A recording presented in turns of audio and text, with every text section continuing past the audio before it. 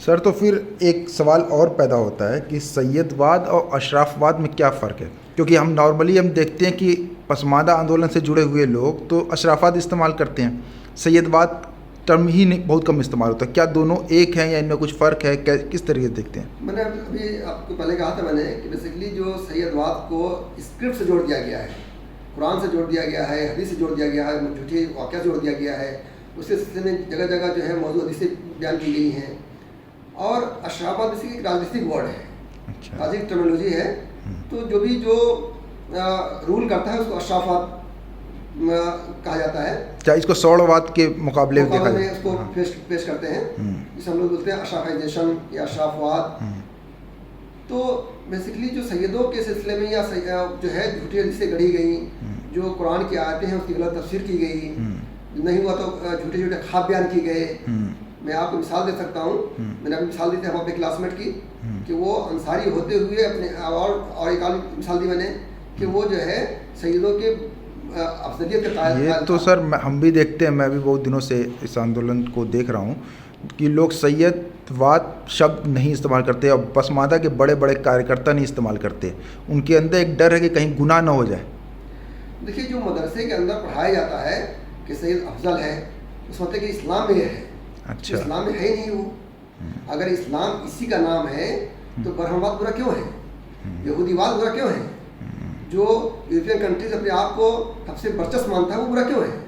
इस्लाम तो आया था गरीबों को, मजलूमों को इंसान की गुलामी से निकाल करके अल्लाह की गुलामी रखने के लिए। आपको याद होगा जब एक सहाबी गए रूम के दरबार में इस्लाम पहुँचाने के लिए, कहा कि मैं आया हूँ कि इंसान को इंसान की गुलामी से निकाल करके अल्लाह की गुलामी में लाया जाए, उसको सारे इंसान बराबर है।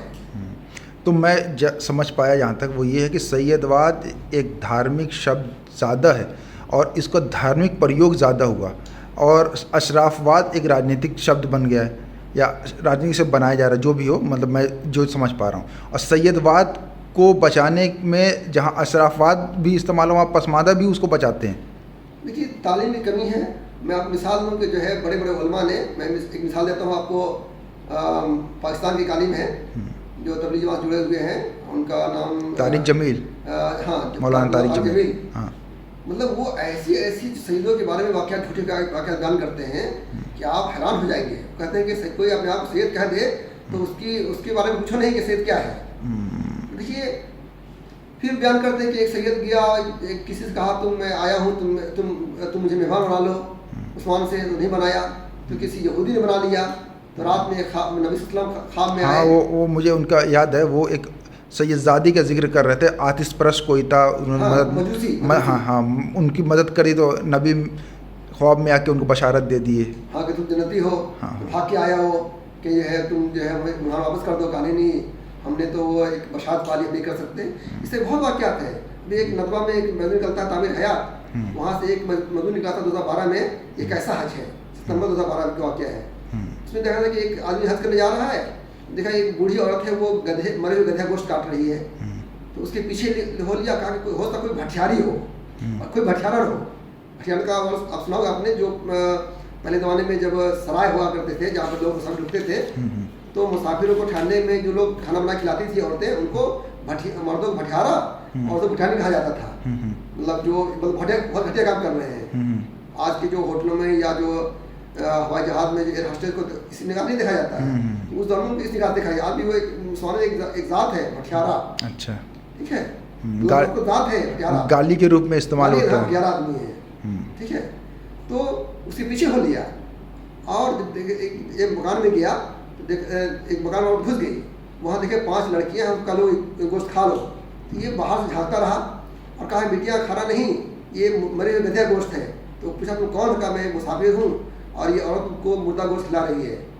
कहा नहीं, हम सैयदजादियाँ हैं, हमारा 5 दिन से भूखे हैं। इनका बाप सैयद था, बहुत बड़े रुतबे का था, इनकी शादी चाहता था, अच्छी जगह पर नहीं हो पाया।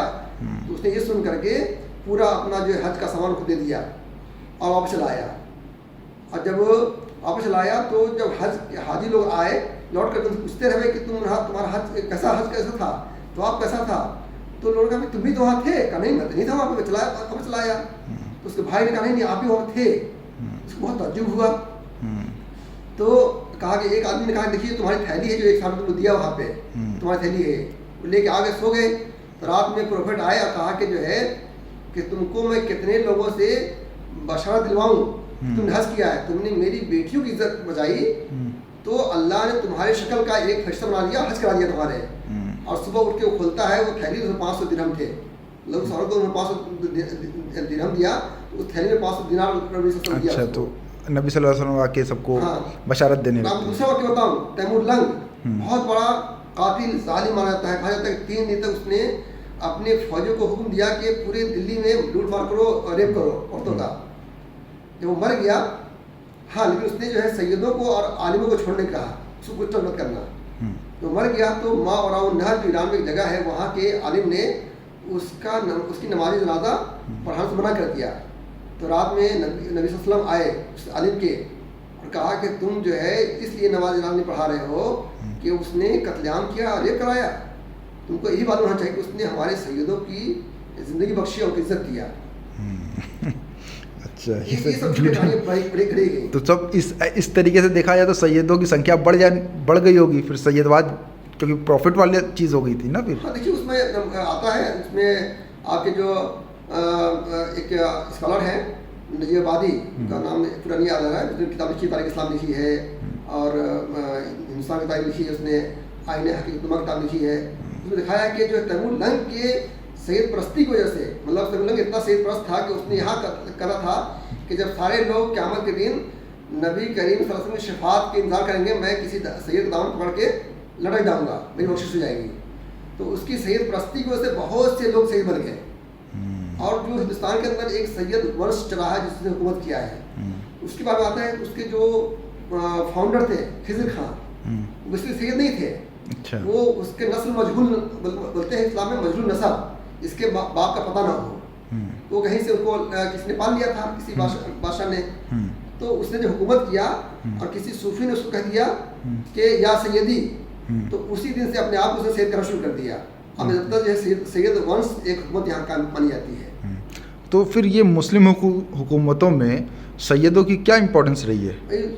पूरी जो मुस्लिम हुकूमतें रही हैं, चाहे सल्तनत पीरियड रहा हो, चाहे जो है मुग़ल पीरियड रहा हो, सब में सैयदों को सबसे अफजल मुकाम दिया गया, उनको नीचे होता नहीं दिया था। सलीम शाह सूरी का वाक़या है कि एक आदमी ने दावा किया मैं सैयद हूँ और सूफ़ी हूँ, और उसने कहा कि ये तरबूज का टुकड़ा है, तुमको मैंने तुम्हारी बादशाही मान के तुमको दिया, तुम उठो और अपने सर पर रखो और चलो।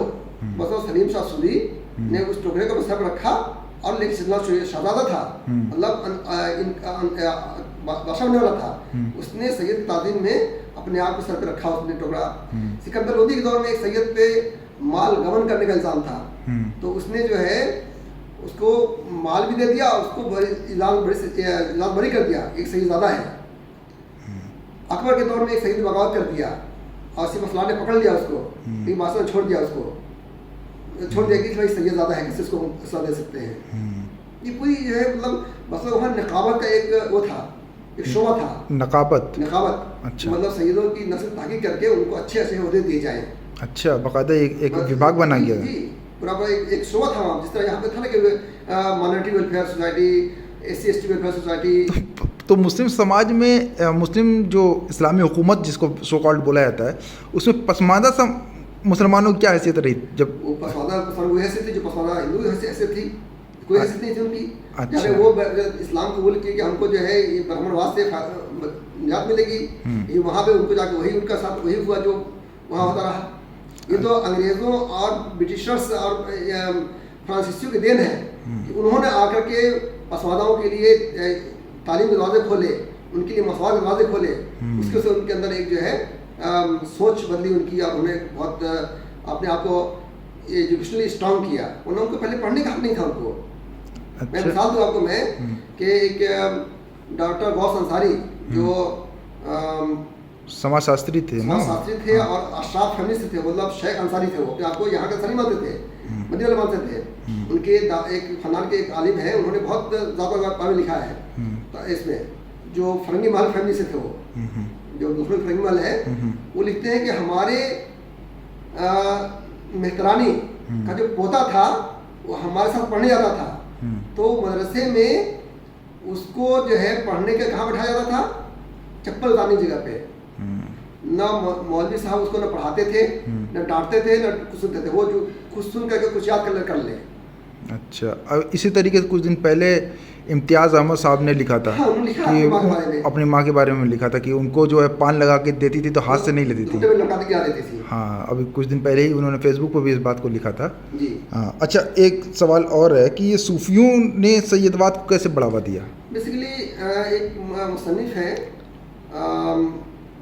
मौलाना सैयद इब्राहिम हुसैनी, उनकी किताब है दीन तसव्वुफ तरीक़त।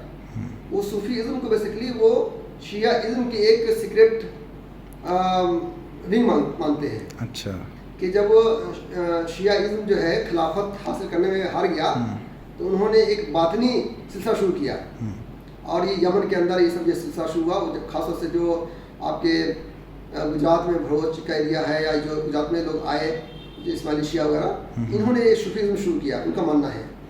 और उन्होंने सैयदवाद को बढ़ा दिया कि भाई तुमने दुनियावी खिलाफत छीन लिया तो हम दीनी खिलाफत का मुकाबला करेंगे।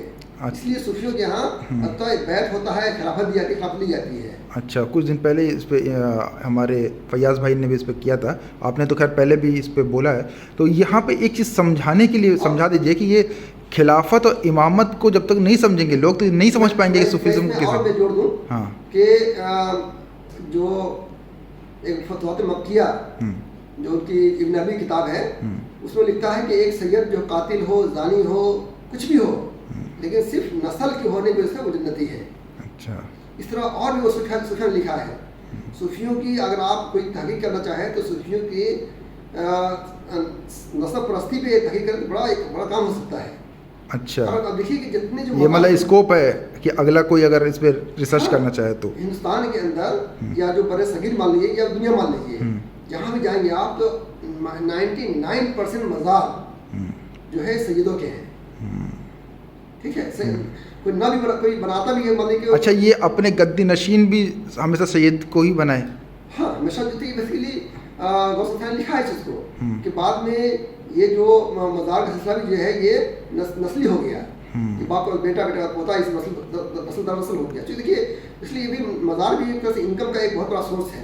हाँ, इस पर रिसर्च भी हुआ है, और हमारे एक अमेरिकन दोस्त हैं, उन्होंने इस पर एक पीएचडी कर रहे हैं कि सूफी और सियासत पे पीएचडी कर रहे हैं। अच्छा, आम तरीके से सूफी और सियासत को अलग अलग माना जाता है। बहुत बड़ी सियासत है। अच्छा, ये अपने आप में सियासी लोग हैं। सियासत है।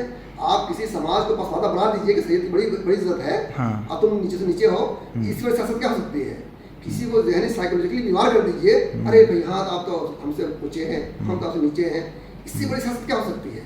अब देख लीजिए हर सूफी के यहाँ पसमादा करदा, शायद आपने एक शब्द इस्तेमाल किया था ना? एक मतलब मैंने पस्त करदा इस्तेमाल किया। पस्त करदा, अच्छा, मतलब कोई पसमादा हुआ नहीं, उसको किया गया है। अच्छा, अब देखिए कि हर बादशाह के अंदर सूफियों की पहुंच थी, सूफी इज्जत की जाती थी, उनको जो है बहुत ज़्यादा जो है खास फिरोज शाह तुगलक के दौर में बड़ी बड़ी जागीर दी जाती थी सूफियों को। लेकिन क्या है इस सियासत में, क्या है बताइए आप? मतलब मजहबी नाम से सियासत की गई। बिल्कुल बिल्कुल। अच्छा, आखिरी सवाल है कि समझाने के लिए समझा दी बहुत से अभी पसमानदा समाज, क्योंकि जहनी गुलामी तो आज भी है, तो वो ये मानते कि असली वाले सैयद, झूठे वाले सैयद की नहीं, असली वाले सैयद की इज़्ज़त करना इस्लाम में फ़र्ज़ है। इस तरीके का कंसेप्ट उनके दिमाग में आज भी है। मैं कई बार बहस कर चुका हूँ, बात कर चुका हूँ, सबको यही लगता है कि नहीं, इज़्ज़त करना ज़रूरी है। देखिए, मैंने पहले सवाल तो यही बता दिया कि सैयद है कौन और असली सैयद नबी सैयद क्या है। जब नबी करीम सल्लल्लाहु अलैहि वसल्लम नस्ल चली नहीं तो हम कैसे मानेंगे उनकी नस्ल चली है, उनकी असली सैयद है या नकली सैयद है? हाँ, अली की औलाद है वो, जो अपने आप सैयद कहते हैं, हज़रत अली की औलाद है। हम उनको एज ए इंसान इज्जत करना मतलब ज़रूरी है। उनकी इज्जत करना है, कोई और उनकी इज्जत करना है, जो भी हो एज ए इंसान इज्जत करना है, ना कि एज ए सैयद इज्जत करना है, ना कि एज ए अंसारी इज्जत करना है, ना कि एज ए ब्राह्मण इज्जत करना है।